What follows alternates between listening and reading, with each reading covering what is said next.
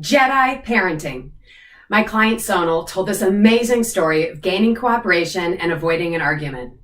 Her daughter came home from school and said, "Mom, can you sign the release for my electives next year?" Sonal looked at him, and there were 2 duplicate cooking classes. Her daughter always hates cooking, and a peer mentoring. But Sonal knew as soon as she said, "Hey, you should take these cool STEM classes," her daughter would surely say, "Don't tell me what to do." So instead, Sonal thought like a teen and said, "Hey, do you think it'd be fun to take classes with your friends?" And she said, "Yeah." She said, "Why don't you talk to your friends and find out what electives they're doing?"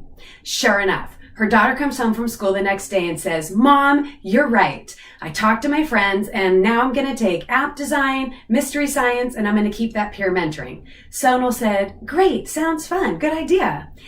And no drama. So when we let our kids feel the idea is theirs, we gain cooperation. Zen moment. I'm willing to see things differently is a mantra I've been practicing since reading A Course in Miracles. Fast forward a couple of weeks ago is spring break. My family and I rented a camper to go see the Grand Canyon. And I went to grab my clothes out of the shower that were drying after my run the previous day, and they were soaking wet. I got so irritated. How could my son not take 3 seconds to move my clothes out of the shower? He moved his own bathing suit out of the way.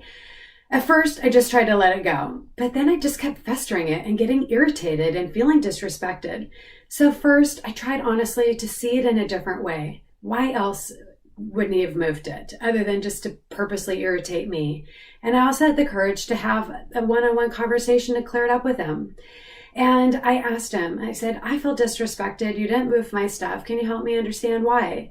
And he said, "Mom, I'm really sorry. That camper shower is so tiny. I did not realize your clothes would get wet."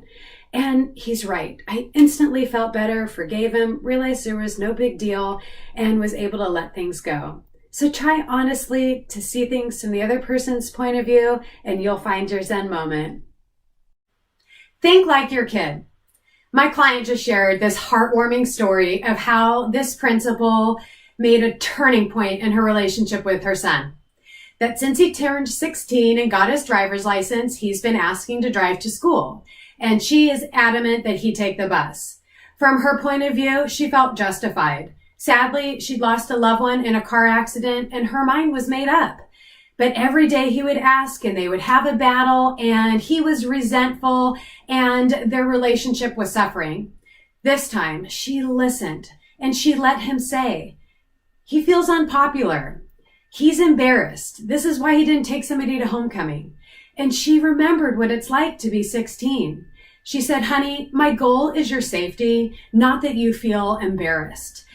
Can I at least make it up to you and I'll buy you those expensive Adidas Ultra Boost shoes that you want?"